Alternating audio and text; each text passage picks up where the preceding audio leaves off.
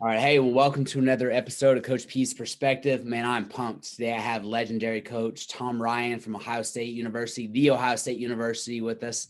A little bit of background for those who are not wrestling people. Everybody who's in the wrestling world, we know who Tom Ryan is. But so he wrestled at actually Syracuse and then University of Iowa under the famous Dan Gable. Went on, long story short, became a head coach at Hofstra University. And then successful there, came on to Ohio State, won a national championship in 2015, multiple runner-up and top three finishes. As a matter of fact, I think, Coach, you guys have finished in the top three. What is it, like 8 times or top 8, 11 of the last 12 years, top 3, 7 times. I mean, you guys are just rolling. It is a phenomenal program. You were a couple-time All-American yourself. And then beyond just being a great wrestling coach, Coach Ryan has a new book out, Chosen Suffering. I'm actually reading it right now.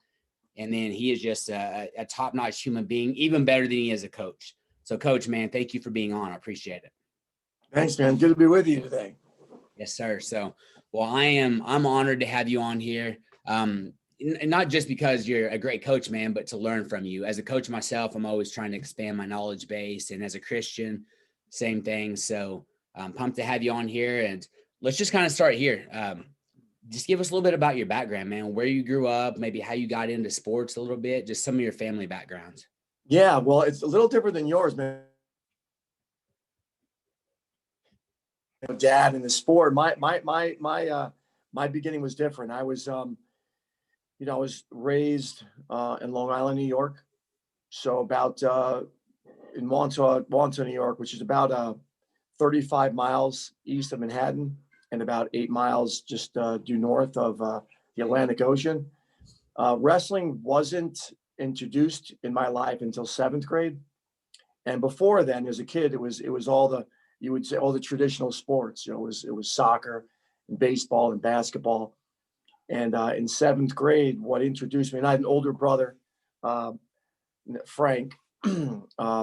I also had 4 step siblings from 2nd grade on. And wrestling wasn't introduced until I got cut from the basketball team. So that was the moment, that was my first major setback, when Mr. O'Leary cut me from the basketball team. And he said, look, you'd probably be a better wrestler than you were be a basketball player. So tried out for wrestling in 7th grade. And I remember, Coach, probably just like you, first time in the room, I was hooked. I mean, I really, from day one, I remember thinking, this is so much fun.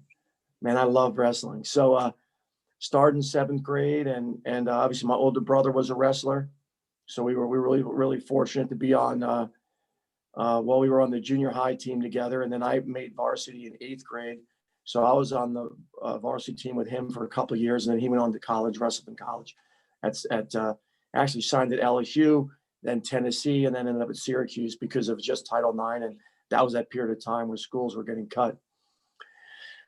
But fell in love with it. And then, who would have thought it's been, played such a major role in my life and the amazing people I've met and things I've learned. So yeah, that's pretty much how it went. No basketball, get in the wrestling room.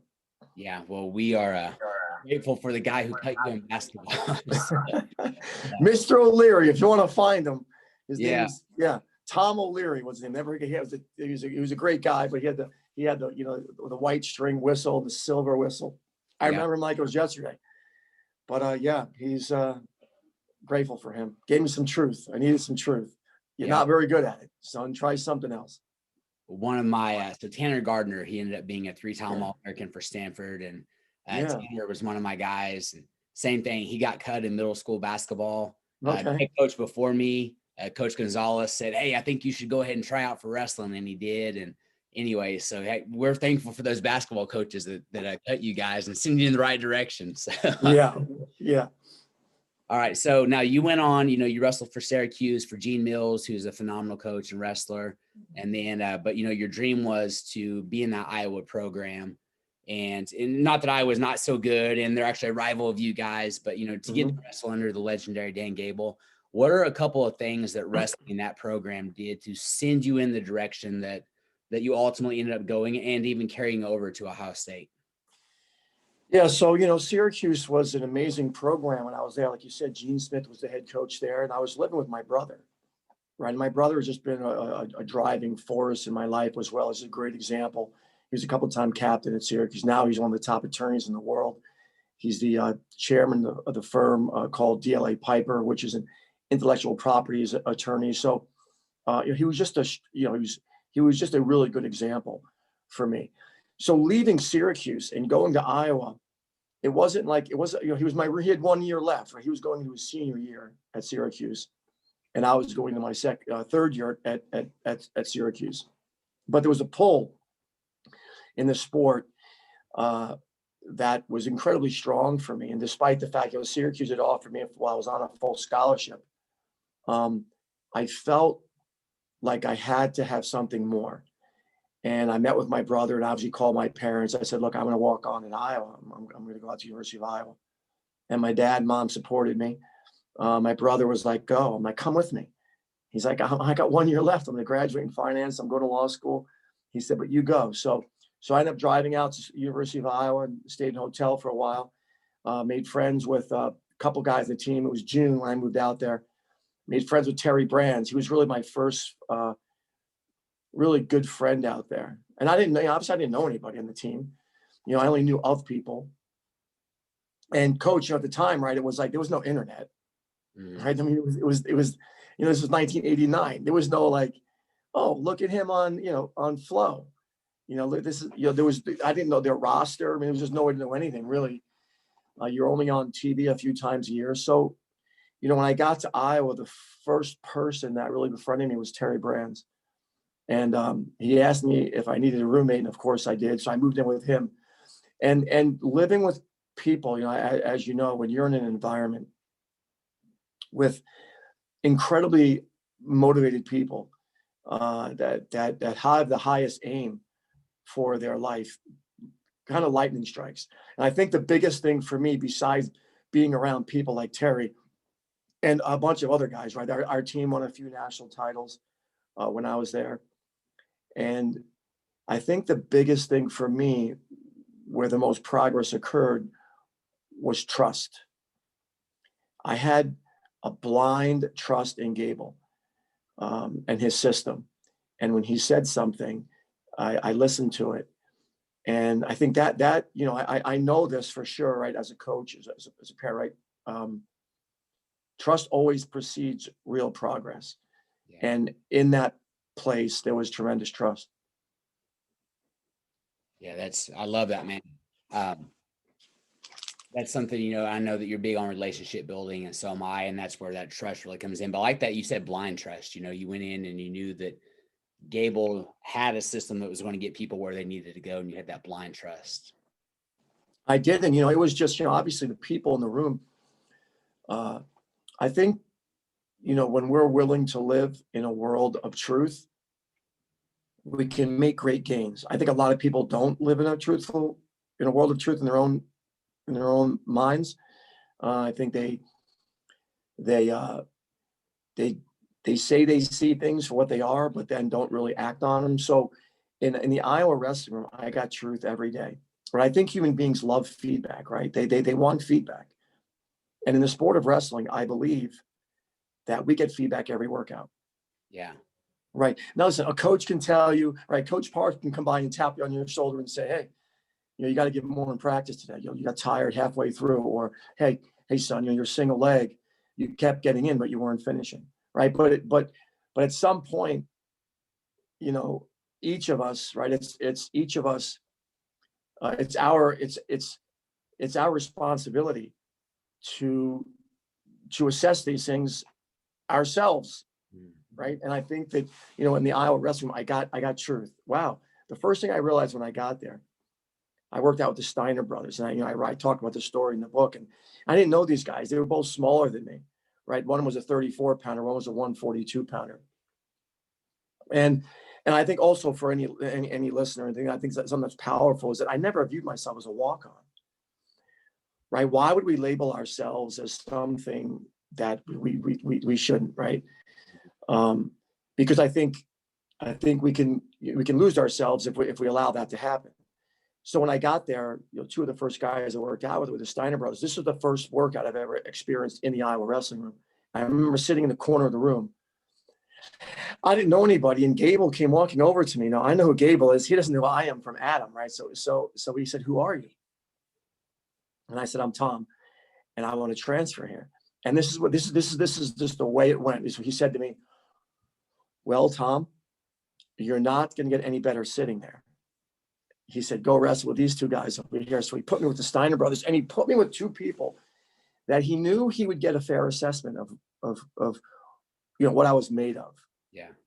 Right. I didn't know at the time who he was putting me with, but I know now, looking back, he put me with two of the toughest, hardest working people I've ever met. And they bludgeoned me. Mm-hmm. I mean, it went well for a little while, like 5 minutes maybe, but then it didn't go very well at all.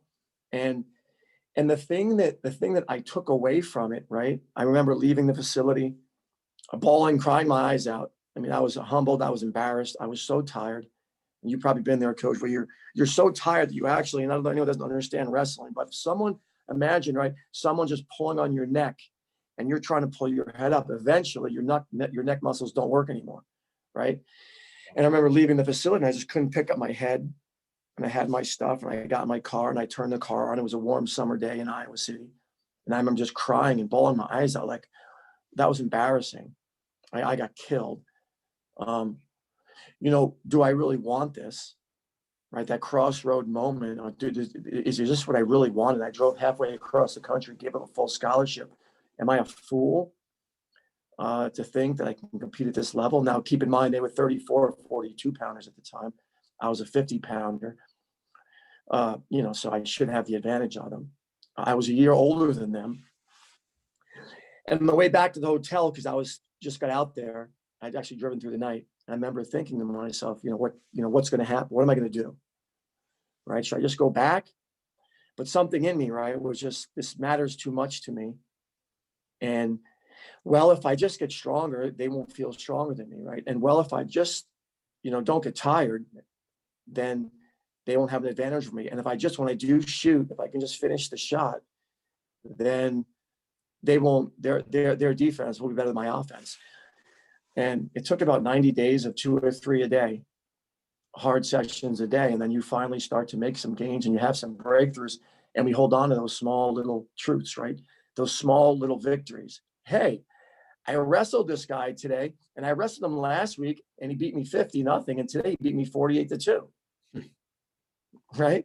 And then the week later, it's like, hey, I wrestled this guy and Mom, hey, last week, he beat me 48-2. And this week he beat me 35-15. And it was just the smallest gains I held on to. And then ultimately it's, hey, I won 50-0.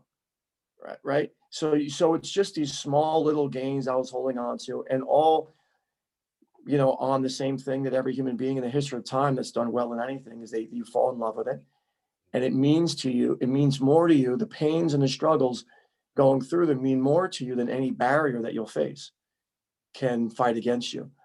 And so, yeah, I was really fortunate. I was fortunate to be around a lot of great people in a great environment and learn a lot of things under Gable and his system. It's amazing how wrestling is such a microcosm of life in so many ways. And just kind of looking at mastery, that's the mastery process, right? People want to go like point A to B and think that there's a straight line when really it's like zigzags. Yeah. So true. Yeah. And so that's what you were going through the process. And those who have the heart and the mind to be able to hang on to it and to persevere, and then eventually come out on the other side. Yeah. I think ultimately, you've probably seen this, but the guys I've coached that are really elite, I think sometimes, we stay in it because we're good at it, right? It becomes an identity, right? There's a lot of just identity, right? I'm a wrestler, I'm a wrestler. And the ones that climb incredibly high, the Snyders, the Stevers, some of these, the Martins, the Tomasellos, the ones that, win a national tournament as a freshman, the Palmer, Jaggers, there's a love for it. Like they love it. And it's moved from something I'm good at to something to what you just pointed out as mastery. It's really fun to be in an organization where you have a lot of people that want to master what they're doing, so, and that's the culture that we have at Ohio State. And it's the type of people that we all want to be around. It's like a little bubble. It's a bubble of people that just want to live their best life. Yeah. That moves me right to the next question, which is this. Yeah. Tell us about your journey to Ohio State. So you start coaching, you're at Hofstra, and then how did you end up at Ohio State? So, I mean, I can say this emphatically without any question about it. And this isn't to be goofy or, God. Mm-hmm. I mean, that's how I've been able to do anything in my life. And I believe that with every ounce of me, because I know God. I know he's real. I've experienced him in my life. And there's no explanation for how a small town kid from Montauk, New York, to end up the Ohio State wrestling coach, other than a loving God that has guided me along the way, let me fall along the way. And whether I was falling or not, his hand was always there. So the Ohio State job, number one, I wasn't by no stretch was I the number one choice here by the administration. I know that. I'm friends with the person who hired me, the athletic director, Gene Smith, and also a friend with the head of the committee. But when I graduated from Iowa, unlike you, like it wasn't like, hey, and maybe this wasn't you, but I get the sense that maybe with a dad that was so, my dad wasn't a wrestler. My dad was a football player, right? It wasn't like, hey, you're going to coach someday, right? Coaching wasn't something that I even thought about until my senior year in college, when Dwayne Goldman, who was the coach at Indiana, came up to me at the Big Ten championship my senior year, and he said, "Hey, look, I'm looking for an assistant. Would you like to come in for an interview?" And I said, "Sure, I'll come in after the season. Let me think about that, but it sounds like something I should look into." So it wasn't until my senior year in college at the University of Iowa when I thought about coaching. I went on the interview at Indiana University, made a decision to coach under Dwayne Goldman. I was with Jason Kelber as well at the time. I was there for 2 years. And then Hofstra, which was a small Division I school out in New York, about 5 miles from where I grew up as a kid, that job opened up. And I had enough experience and as a hometown, boy. And they took a chance on me. Of course, I had 2 years of assistant coaching experience to be the head coach. I was 25 at the time. And quite frankly, I didn't know a dang thing about coaching. Like we think that, well, I can shoot a high crotch, I can hit a good single leg, that we're going to be able to lead people. And quite frankly, at the time, I wasn't that good at leading myself. Despite the fact that I had some successes in life, I just wasn't ready to lead anybody else. And but they stuck with me. And then when you start coaching, you really start to understand the power of example and the power of leadership and being truthful with people and embracing all the struggles that come along with leadership. So I was at Hofstra for 11 years. Our team was doing really well. And then Ohio State needed a coach. And they wanted this guy named Cale Sanderson, and they wanted this guy named Tom Brands, right? And they were looking at Zeke Jones, and they liked Rob Cole, and I knew who they were interested in. But ultimately, for whatever reason, Iowa State hired Sanderson. Iowa hired Brands from Virginia Tech. He was at the time. They hired him. Rob Cole stayed at Cornell. Zeke Jones couldn't get out of his contract at UPenn at the time. And then this is 15 years ago. And I got a shot. So, and I'm blessed that I got the shot. So there was a lot of things. There was so many things that had to go right for me to get the job. And they did. So even though I wasn't their first choice, I'm happy to be here. Yeah, absolutely. And it was you said it was almost God ordained or a God thing, Yeah. right? And then you moved there. So you guys have this incredible culture, and I want to kind of combine two things. One is positive infinity. All right. Mm-hmm. So, I love mottos like TCOB. That's our team. It was one of my college mottos, take care of business. We use the team sort of life motto. But positive infinity, man. We all know that's, we think Hal Snyder, we think Ohio State, everything you've built. So Tell us about about Positive Infinity, what it is, but also like the culture that you've built and the reason why you guys not only were successful for a year or 2 years, like you continue that success is you have this great culture. So Positive Infinity and culture, man, how did all that come about and what do you do? Yeah.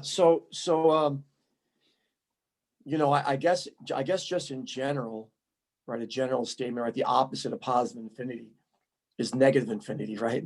Mm-hmm. So it's like, and what, when we, think about, moving forward, progressing, what good does sabotaging our thoughts do by being negative, right? I mean, ultimately, the negativity is around us everywhere. And I think, the thing that we really focus on as an organization is that we have to understand that that's real, right? That's a real thing in our lives, just around us all the time. And our brain actually welcomes those type of thoughts because they're everywhere. And we have to really understand the battle that's taking place between our ears. And that's where the first battle, it has to be won. And there has to be a siphon and an eviction process. The siphon process has to be, why would I allow these thoughts into my mind? Mm-hmm. For what reason? Because we know this, right? This is just truth. Whatever lives in our mind, we will ultimately act on, right? Our life will reflect, ultimately our life's going to reflect the things that are in our minds. So the siphon process is just so important of what we allow into our minds. And we have a saying that I'm sure many places say the same thing, but I talk about it again in the book a little bit. It's just a landlord of your mind. You've got to be a landlord of your mind on this planet, because if you don't, you're going to end up in a bad place, right? So the first thing is understanding. Listen, what is negative? Where does negative get you? It gets you nowhere. So positive infinity is the opposite of negative infinity, right? Of just take the good from it, no matter how hard it was, no matter how disappointing it was. Dig in and pull out what's good, always, right? And to the end of time, you learn from it. And it was Kyle Snyder and a couple of other guys were on the bike, and they're all in the same math class. I think it was statistics class. And they're talking about just being positive. And one of them just goes, "It's positive infinity, man. Just infinity, positive infinity." I mean, that's pretty much where the term got coined, was a bunch of guys just sitting around. But ultimately, I mean, it makes so much sense.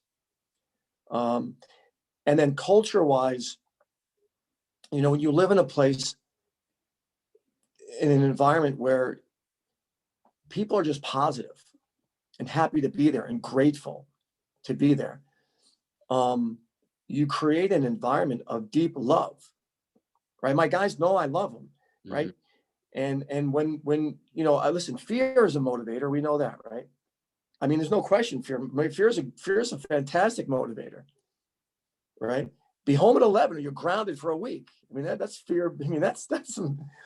I mean, so fear can motivate us, but we all know, it's short lived. Yeah. And love is the strongest, ultimate, motivator. So we just have created an environment with people. Then, of course, we also siphon who we bring into the place, right? We inspect the lives, not their words, but their actions of the men that we choose to recruit and bring in the place. So, yeah, positive infinity, and I would say the foundational piece of the program is love and trust. We're going to share truth and love with you.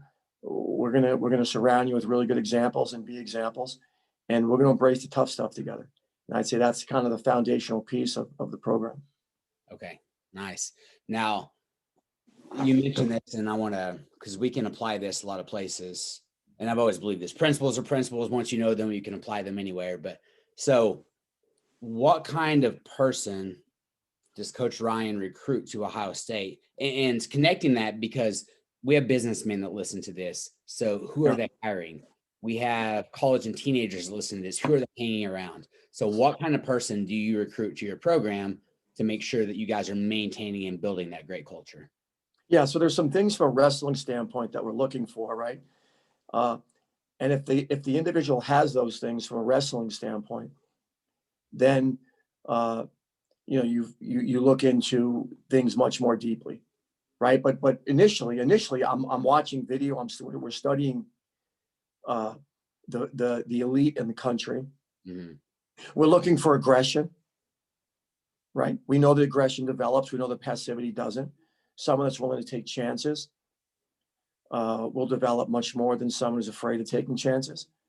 Right? If I want to get better at a single leg, but I'm afraid to shoot, I'm never going to get better at a single leg. If I want to get better at a single leg and I'll shoot 50 or 200 times in practice, I'm going to get better at it. So aggression matters.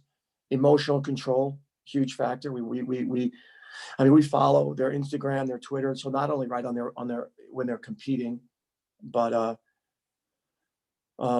just the way they carry themselves in the world, their worldview, and you can get a really good idea in a worldview and what they post, but also who they follow. Right, we can see who they're following. Why would they follow this or that?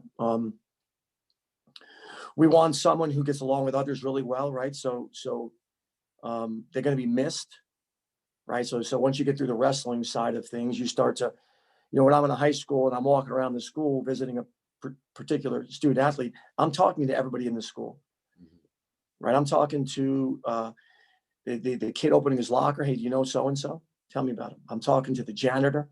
I'm talking to the athletic director at the school. I'm talking to the secretary and the principal's office I'm going to meet with. So we're looking for people that are just going to be missed, right? Not the one that they can't wait to get rid of, right? The one that just, brings a light to the school. So those are someone that's grateful, someone that doesn't have a sense of entitlement whatsoever, that understands that they don't have a right to being great because they're trying hard, that the world's full of people that try hard, and that there's no sense of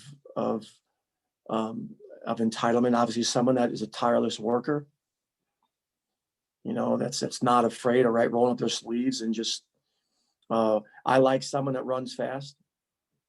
And I believe a correlation between running and wrestling, and not so much, right? We all know people that can run like the wind for a long time and can't wrestle worth a dang.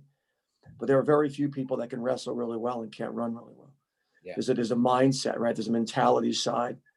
There's a mentality side to running that I learned. I was a cross-country runner. My high school coach was one of the best high school coaches in the country, I believe. And I learned that, wrestling and running have a lot of similarities, and that running is more about your mind than is your legs, right? All my buddies were runners. I had a couple of buddies that were wrestlers, but most of them were runners, and they were tough. You can't be fast and weak. If you're going to run long distance and you're going to be good at it, you're going to be a tough dude. So just, general fitness level, high level of fitness, high level of love of discomfort. No fear of pain. We ask them questions. What do you want to be? I got a recruit right now that wants to be a SEAL. Kid tells me he wants to be a SEAL. It's a done deal. I can hang up the phone there, and this is my guy, right? So when you run across someone that, if you weren't wrestling, if you didn't have wrestling in your life, what would you be, right? What would you do with your life if you could never wrestle again? Well, I'd be a SEAL. I'd be a triathlete, right? I'd be people like that understand pain and take a liking to it, right? Are the people that usually climb really high. So they're just some of the things I think that, that we look for, in prospects. Obviously academics play a big role. It's well-rounded, someone that rarely does excellence, only filter into a small part of our lives. Mm-hmm. I found a lot of the guys I've coached that climb really high, they're never in my office. And listen, it wasn't, hey, I heard you at a party last night. Never. Hey, you missed a test. You got to C on the test. Never. Not once. Bo Jordan, Jay Jagger, Snipe, all the great ones we've had here. Zero. Mm-hmm. They were raised right. They have excellence. Excellence just seeps out of them in every way. They're incredibly competitive. We have a guy on the team right now that we picked up from Cuba. I could talk about any one of my guys, right? But this guy at Chimendia, straight A's from Cuba, taught himself the language in 2 years, right? He's fluent. I know people have been in this country for way longer than that and don't speak the language yet, but it was life or death for him. And you get the sense that if someone's doing really well in school and they're working really hard, that they have a chance. It just gives you a chance, right? It doesn't guarantee anything, but it gives you a chance. So, those are some of the things we're looking for. When you bring a bunch of people like that together, usually you have a really intense environment of people that want big things for their life, and they rub off on each other even more. So, yeah, iron sharpens iron going on right there. Iron sharpens, yeah, right. Yeah, I follow Anthony on Instagram, and man, the guy's he's a monster. But and I feel good, Coach, some of the stuff you're saying, because I told you TCOB is one of our quotes or mottos. Yeah. Another one that we use, and we have it hanging up on a huge poster in our wrestling room, but get. So, and it stands, so we say we get to, we don't have to, we get to, but gratitude, effort, and toughness. Man, attitude, effort, and toughness. So we use that and try to implement that in everything we're doing. I mean, it's so powerful when you talk about it. Right? So we have leadership meetings with our team where, a lot of times guys, they're on their phone, they come in the room, they put down their phone, they wrestle, they go back out, they're on their phone. But we do some, we do a lot of communicating with each other. And just like you said, talking about these things, right? Bringing it to your conscience, right? Moving it from your subconscious to your conscious, and actually talking about, highlighting people, getting to know. We do something called 7 good minutes, right? Where it's kind of like what you and I are doing now. Only after 7 minutes, we flip the screen, we flip the conversation. Now I'm asking you, 7 minutes of questions, right? And guys just get to know each other, and you realize that, wow, this dude's been through some stuff. I just saw him as a guy with a good single leg. Now I understand this guy. Whatever. This guy's mom went through some really tough stuff, and he lost his dad at a young age. And this guy had a brother that, and you get to know each other. And it's a powerful thing because, as a person of faith, that connection is so unbelievably important to us, right? My team wants to connect with me. I want to connect with my team. They want to connect with each other. And anytime you can create a situation, a scenario where people can connect, the environment just gets that much better. It's not just a bunch of, individuals, moving through life. It's a bunch of individuals moving through life, and we build them up as individuals as much as we can. We build their core, each one individually, but then you've got to bring them together, right? You've got to be able to blend within a group. And those are things that we spend a lot of time on. Love it. And I'm going to implement the 7 minutes. I'm going to steal that and implement that in our program. That's excellent. Yeah. So I go 7 minutes for you. I'm focused on you. Hey, where are you from? Tell me about your mom. Tell me the best thing about your mother. Tell me your best thing about your child. And you're answering. I keep asking. I don't get to share any of my experiences. I'm just honed in on you. At 7 minutes is up. We flip. You ask me questions. It's helped my marriage. It's helped my friendships. It's just it's being inquisitive. Yeah. Which is another piece of an attribute of the elite, right? Is they're answer seekers. Yeah. That's a great skill to have for sure. Yeah. Want to develop. All right. So now let's move into, and you talked about, embracing pain, those kind of things. Let's move into your book, man. So Chosen Suffering. Tell me about the process. Like, was there a point where you just said, hey, I'm going to write a book. I got to get this on paper. Like, how did the book come about? And then expound upon the book, like what you want people to learn from it. So what was the process first? So I would say that, obviously I speak at a lot of alumni events, before matches I speak, our key donors are there. And some people have heard me speak. They're like, listen, you should put down your guy named Kevin Walsh. He's a good supporter at Ohio State, become a really good friend. He's like, listen, you should tell your story. Sometimes we go to fundraiser events together. He picks me up. We drive across the state, so we've got a couple of hours together, and we're just getting to know each other, kind of like, we are right now. And he's like, look, I think you should tell your story. And I was like, nah, I'm not going to, anyway, enough people have told me to tell it. So I finally told it. And it basically started with just, if I'm running, if I'm walking, I would just talk into my phone, right? And just tell, stories of just experiences, right? So it was really just like brain dumping, right? It started as just a brain dump, and then it moved into, some sense of organizing that brain dump. And after some period of time, it's like I could I mean, I would have never released a book, but I had someone telling me it's time to release the book. Just let it go, because I think I could more of this or a little less of that, and you want it to be right. And then you release the book. So it was kind of some push by some people that I trust in my life, and you should do it. And then having some help, just getting walked through how you want the book to lay out, and then you release a book. So honestly, the toughest part of releasing it was it's very I don't know, for me it felt like very much self-serving. Yeah. Right. So it's like, oh, and I'm the opposite of that. So that was the biggest hurdle I had to get through. Was the arrogance, the perceived, for me, I'm just saying my trend was the perceived arrogance, of a book about this, the stories in my life. But a lot of the people that pushed me were strong Christians, and helped me shape, the mindset of simply, just because you're writing, it's not about you, right?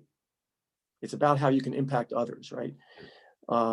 So when you have that, frame of mind, it helped me a lot. And it's, the impetus of the book, right? The underlying theme of the book isn't necessarily to be about wrestling, right? It's to be about struggles and as you learn in the book, chosen and unchosen suffering, right? The hard things that we bring our way, and the things that come our way that are so hard, we want no part of them, but you have no choice but to be faced with them, because it's the world we live in, a broken world, right? Where the worst things happen to great people, and the worst things happen to people that are struggling, and that's just unchosen suffering. And it's all around our world, and I experience it, and I'm sure maybe you have at some point in your life already, but there's chosen and unchosen. And that was kind of where the book came to life for me, was that, and I didn't always view wrestling as chosen suffering, right? I mean, you heard me say before, I love it. I mean, suffering is such a negative, right, connotation. Oh, suffering, it's so hard. And wrestling is hard, but it's beautiful. Yeah. I mean, I loved it. And then when unchosen suffering came in my life, that's the first time that I really coined this phrase in my own mind of, man, I've experienced some things that are really hard that were chosen.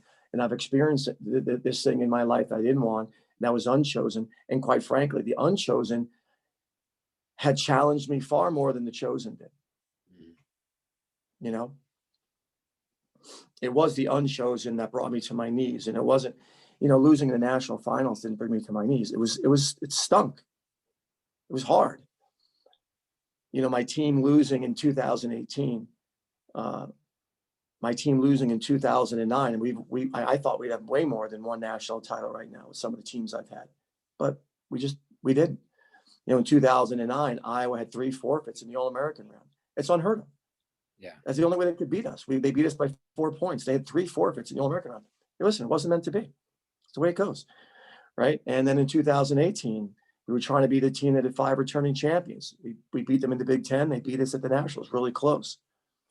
Those things were hard to deal with. They were difficult, but not tragic. And there's certainly a big difference between difficult and tragic. And tragic was the unchosen suffering that I experienced, which gave me a perspective of the two. Yeah. I had a cognition, I had an awareness of the two, but I never termed them. And I think once I'd read your terms on these, right, chosen suffering, and it makes so much sense to me. And now I have a way to categorize those or to organize those in my own mind.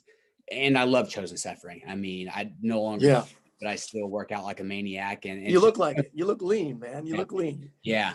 It just, it becomes part of who you are. Right. Your lifestyle and your system, but and we need it, right, Coach? It's like once it's like, I want to be hard. We have a saying, hard, but not down. Yeah. Right. Hard on yourself, not down on yourself. Right. And the power of just being hard on ourselves, like connecting with pain is good for us. Yeah. Because the world tells you the opposite, right? The world says, stay on your couch, be comfortable, don't test the waters. Right. And the deepest part of us says, go for it.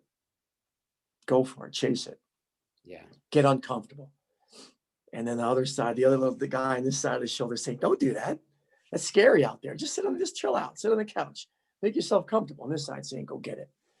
Mm-hmm. And you have this battle going on. And my life seems to, the things that are the hardest are the things that bring the most value to my life. Yeah, absolutely. Right? Yeah. Right. Absolutely. Those responsibilities. It's like, can you imagine if you'll get up and you're excited, you work out this morning, right? With your team. Listen, I mean, I tell my guys, imagine a life where you have, I have too many responsibilities. Okay. Imagine a life where you have none. So you officially have no responsibilities. I mean, that's a formula for a disaster. How long is that going to feel good? Yeah, not very long. Like a vacation, right? Eventually. It's a vacation, a permanent vacation, right? You probably can last about 3 days on a vacation. All right, it's time to go off the beach. I got to go run, right? I got to go do something. So it's getting people really to understand, right? That man, these responsibilities, they keep you ticking. They're so good for you. Don't drop them. Squeeze the responsibilities you have. Hold on to them. Yeah, So. I love that. I never really learned that until I'm in college. My college coach was coaching one of our classes and talked about, stress, right?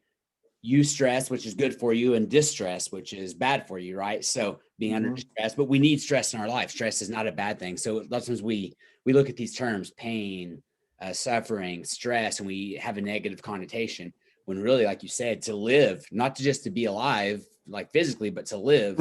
Yeah. That's good. Yeah, that's true. That's true. We need them. Yeah. And right. The reality is there's a lot of people that drop them. Yeah. And it's like, okay. So let's play this out, right? Let's play out you dropping all your responsibilities. How's that going to, you think that's going to make you feel better? Right. It's like, that's not going to work. There was a sign on the wall in the Ohio State Wrestling when I got the job, right? There are two pains in life, the pain of regret, the pain of discipline, and the pain of regret. Mm-hmm. Right. And how true it is. Right. That you can, when we choose to do hard things that are good for us, there are blessings in those. But to drop them and pretend they're not there, man, that's only going to bring about some things and going to cause more struggle down the road. So we do all we can, right, to tell our guys, pick that back up, man. Yeah. Don't leave that back there. It's gonna circle around someday, and you're gonna see that thing you drop back there. Don't drop it. Yeah. So. And then the unchosen suffering, we won't get into that too much. I don't want to get all sad. I will tell you that your story, whenever you went through some deep unchosen suffering, really impacted me. I remember reading about it, and I remember it really impacted me mentally. It impacted me in a lot of ways. And as I started to have children and those type of things, and really, but I'm glad that you wrote about it. Both these things, right? I'm glad you wrote about these things. Like you said, it's not from a selfish standpoint or point of view.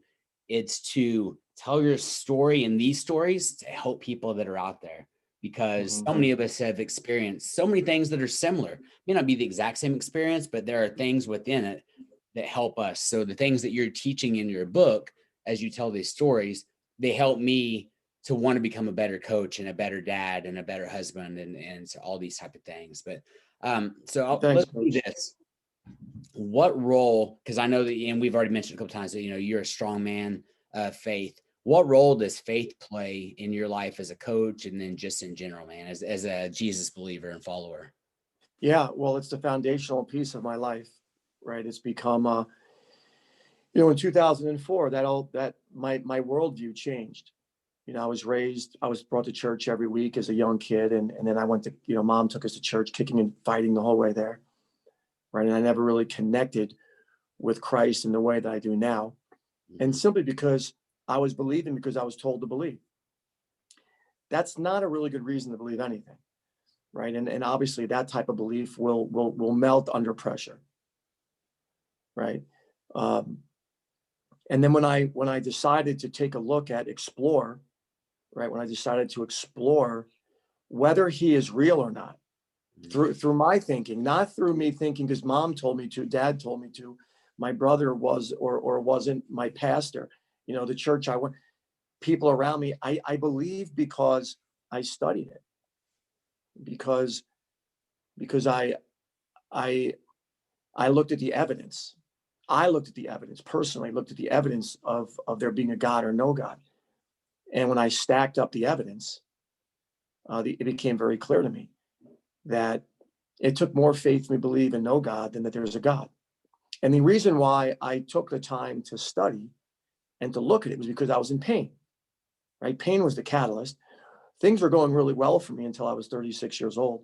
At 36, as you know, I had a tragedy strike my family, the death of my 5-year-old son. It stopped me in my tracks, and it made me think about things that mattered more than what I was thinking about. And that's simply, right? That's simply, how the heck did I get here? How did I get here? How did I get on this planet? Where is my son? How does a 5-year-old just fall over? A healthy kid just fall over, right? So, and it caused me to think about, either there's chance or there's a God. There's one or the other, right? One is true and one is false. Both cannot be true, right? We can't be here by accident, and have a God alongside that. Mm. So ultimately, I believed because I found evidence. I didn't close my eyes and say, I'm just going to believe because, I have nothing better to do because I'm really weak and I need something to hold on to or my life will have no meaning. So let me just jump on this God thing, and that's cool. I'll just do that. And then I'll live my life for a God that I don't even really know if exists or not. Mm-hmm. Right. That was so the first thing that I did was, right, you explore and you study and you read and you learn and you gather information like we do in any big decision we have. We gather information, then we decide. And once I decided, there's no looking back. Because I decided, because I had the information. And the thing for me is, since I decided in 2004, the information's only gotten stronger, right? Nothing's hit me like, oh, sorry, you left out this piece of information. You excluded that because you wanted to believe. Mm. Right? Which we all know that people do every day. Right? You only apply the facts that apply to the solution that you want. Yeah. You really forgot all this stuff, but that's okay. I'm going to see it this way anyway, because that's the way ultimately I made up my mind before I looked at any facts. Right. And obviously in this scenario with finding faith, it has to be the opposite. It has to be a clean slate first.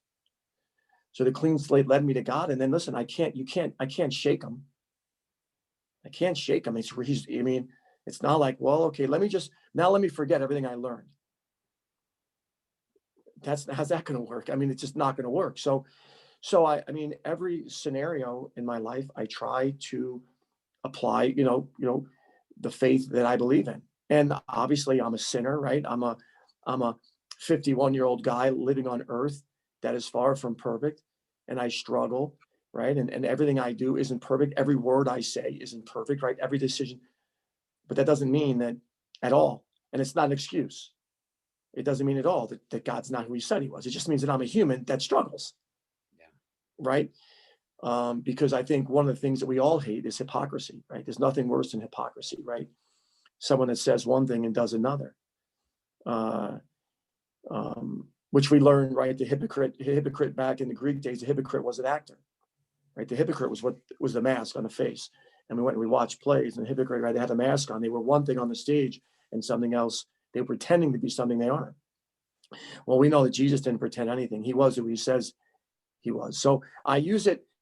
I'm in a public institution, right? So I don't run around, screaming, I love Jesus, right? I just my guys know where I stand, what my faith is. If they need me, they know I'm there for them. That they know I never judge them, right?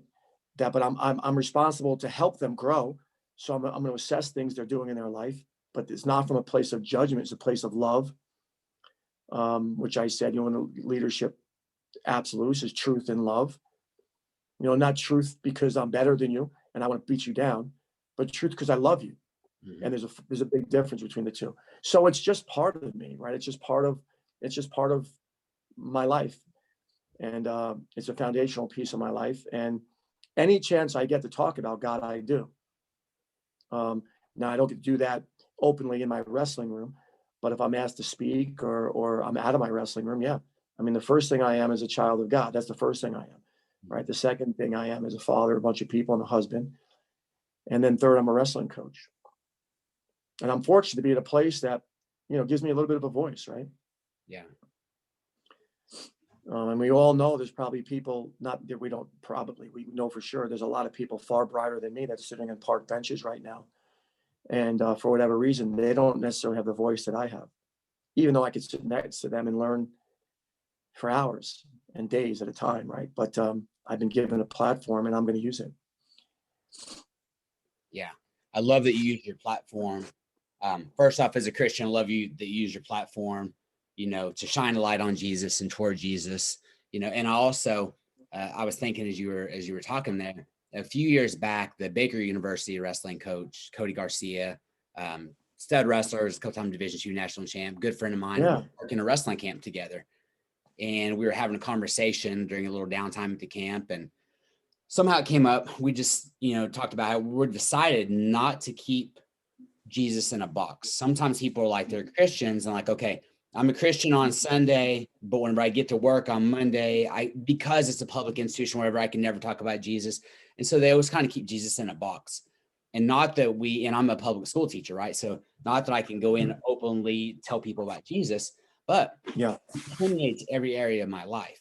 Yeah. And so if we were to look at, and I'm not comparing Christianity and Islam, but a lot of times if somebody is a Muslim, like we openly know that they're a Muslim and that's okay. But a lot of times as Christians, we want to hide it, right? And it's just part of who you are. And so when it is, then it affects your decisions, your actions, all those things. And so it's great to know, and I'm glad that your guys, even if we can't have those one-on-one conversations, they can see that, they know who you are, and they know that you care about them. So all these things tie in together. And I appreciate seeing you as a coach because that's a role model for me. Yeah, it's almost, it's almost impossible to leave it behind. And it's not an outpouring of, judgment. You're not a follower, you don't know Christ. It's just simply that the principles that he lived by, when they're studied, right? We both know this, right? I'm sure you would admit to this, right? We both have come across people in our lives that don't know God and wish they did. But I've never come across a man that knows him and wishes he didn't. Yeah. I'm saying I don't know anybody that I don't know anyone that knows him and is like, man, I wish I didn't. I never looked into this. Mm-hmm. And so yeah, it's just it's a part of it's the essence of why I'm alive. I believe that. Yeah. Right. He's responsible for my birth, for giving me the amazing things that I have. Right. My family, at some point, and this is the amazing grace, right? When you know he is who he said he was, at some point, my wife and I became just grateful that we had our son for 5 years. Like how can that happen? Yeah. Right? How can I not live in just pure anger and hate for God? Right? How can people, I have friends who've lost children to brain cancer, right? Car accidents. And they're on their knees just praising God because when you get the facts straight and you realize that he's real and all the things that he is, it certainly overpowers the times when he didn't when he didn't necessarily save someone you wished he did. Yeah. Right. Right. I'm sure the God that you know and the God that I know are the same God. And it's like, well, sure, he could have saved my son. Of course he could have, but he didn't. So does that mean that I get the right to, spend the rest of my life using it as a crutch and hating God? No, it doesn't mean that at all. I've seen too many things he's done that just allow me to be grateful for what I do have. Yep. That is a powerful testimony and example for all of us. I mean, and if you're a parent, it's even deeper, Yeah. once you have your own children. But all right, so kind of switching topics real quick. All right, you are a high level human being. You coach a lot of high level human beings. I love to study success habits of people. If you could give us a few, man, like what are some essential must-haves in your daily routines or habits towards success, whether that's a morning routine or working out, whatever? Just what are a few like non-negotiables for you for success? Yeah. Start your day right. I mean, start your day right. So right now I'm in a friend of mine gave me the Bear Grylls Soul Fuel. Actually, I got it right here. This thing's incredible. So for anyone that wants it, I don't know where you probably can't see it because I got my thing on. Anyway, so I'm not in the wrestling room. I'm in my house. So start every morning. I mean, if you got a busy day, I think so. So I would say this: the biggest thing is make your day what you want it. Mm. Right? Like you said, get to. Right? The get tos. Get to the get tos first, because there are some things that, listen, sorry, welcome to the world. There are some have tos also. Yeah. That's just, unfortunately, sometimes that's just the way it is. And sure, I could try to flip a have to a get to, right? But if I don't like the have to and I have to do it, it's not a get to, right? So there's going to be some things in our lives that are have tos. Well, make sure that your day has some get tos also. Mm. Right? Otherwise, it's every day is monotony of just constant have to. So, the power of seeing what we want in a day is important, and knowing that we have control of that to some degree. It may not be, all 18 hours we're awake, but some of those 18 hours have to be get tos. Mm. So my get tos: wake up in the morning. And I come up in this room before I go anywhere, and we got some early practices. If I've got something going on at 8, I got to get up at 6:45, at 6:30, 5:35. I and start with something that's uplifting, right? Something that aligns you and prepares you for what you're going to walk out of. You're going to walk out of your house, and you're going to get bombarded with people that may not think the way you think, may not see things the way you see things, but you're going to be ready for it. So an uplifting. So I always start in the morning. Every morning starts with some soul. It's called soul fuel. And typically, unless it's raining, a walk. Just clear my head, man. I just start the day with a walk. Okay, so you got to get up a half hour earlier. Well, if you view it as a get to, then you'll get up a half hour earlier, and you'll do it. I work out every day, right? I think that working out is just really important for us. It doesn't have to be something that's miserable. It doesn't have to be a Peloton ride where you're on the Peloton, you're torturing yourself. And I love the Peloton, but if you're dreading it constantly, then it's going to be a deterrent. So just some sort of either walk or exercise, and then I think you end the day right. Right, you end the day with you something that settles you. I think those are things that, whatever those things are in each of our lives, I think we just got to make sure that, that we're laying out a day that is exciting. Mm-hmm. And not every moment of it, but a day that, is, like I said, get to. I don't know about you. I like to plan my vacations. I like to have something to shoot for. Not every family can go on vacation, but even if it's a walk in the park with the kids, consider that a vacation, right? Not everyone's in the same means, but that's something to look forward to. Yeah, I think something I do. I think is very helpful, not only in a year, but I see myself wrestling my grandchildren. I don't have any yet, right? But I see myself, like I see it, right? I'm going to will myself to that they're not going to have a grandpa that can't get up, whose legs are too weak to carry his own body weight, right? Because I didn't take care of myself, right? And listen, it's not always because I didn't take care of myself, right? Sometimes it's just the way it is, right? I mean, we age differently, right? Maybe sometimes we don't have anything possible. But if it's in my control, that's something I see. I see myself wrestling them and then being like, gosh, darn it, grandpa's still kicking my butt. What in God's name's happening? So I think we just got big dreams. Big dreams that keep us, on a course, in a world that wants to derail them. Mm. So some short-term things, some long-term things.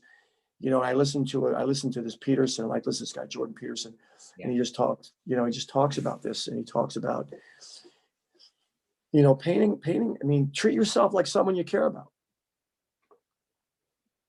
Treat yourself like, right? Like treat yourself like someone like if you really cared about yourself, who would you have in your life, and what would you do, and where would you go? And and it's just so simple, but it's so simple, but when you hear simple stuff, it's so profound, because we're constantly bombarded with things coming at us.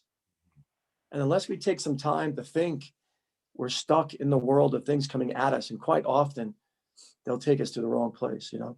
Yeah, very good, man. There's a lot of good stuff in there. A lot of like little nuggets of wisdom, even the vacations, man, that like got my mind going, because Right. we didn't go on vacations when I was growing up, and I didn't Right. understand or value it. And my wife's family did. So my wife and I, like, those are things that we build in, right? We build into Sweet. our kids, and it's incredible. I love it, man. And it's a true Yeah. education, but of course she does. Traditions too, right? Oh, It's like absolutely. traditions. Yes. And we're just, me and my two sons, like the other day, I text them like, listen, because they all have houses now.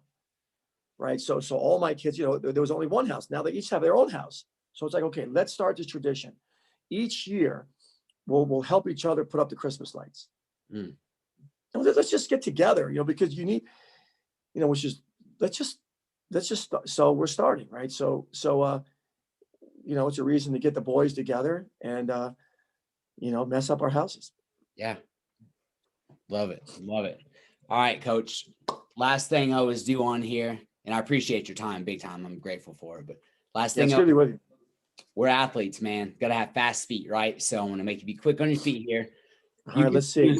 You can choose all three of these, or you can just expound upon one of them. But I want you to tell me about a highlight, a hero, or a hardship in your life. A highlight, hero, or hardship, and just expound upon it. Yeah, so I would say the who I'll choose has two.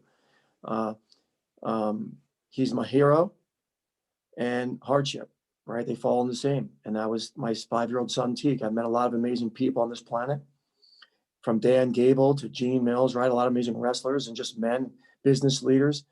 Scott Arnell, Jack, I can name so many people that have touched my life. But no one in a profound way like my 5-year-old son. He loved wrestling. He was a light in my life. He was a friend, and he was just here not long enough. That's it. In 5 short years, he changed the way I see the world, unlike any other human being could. Mm. So he's my heartache, and he's my hero. Teague William Ryan, born December 1st, 1998, died February 16, 2004. Life wasn't long enough, but long enough to change my life. And through him, I'll touch a lot of lives. Yeah, absolutely. Absolutely. That is, it's tough and great all at the same time, man. So absolutely. Now, Coach. Well, we both know we'll see him again, man. He's up there waiting. Absolutely. Absolutely. Yes, sir. He's waiting. So. Yep. All right. Well, I just want to say thank you so much. Now, where can people find you and follow you online? The Ohio State wrestling team, maybe your own Instagram. Yeah. So I've got Buckeye158 is Twitter and Instagram for me. Wrestling Bucks is, you know, our program. You can follow the Ohio State wrestling team. And then if you're interested in the book that has a bunch of these stories, it's chosensuffering.com. So just chosensuffering.com, you get the book.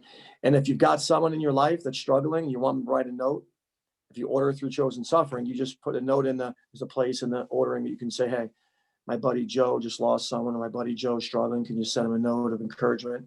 And I'll just sign the book and send it out to him. So we've got it set up.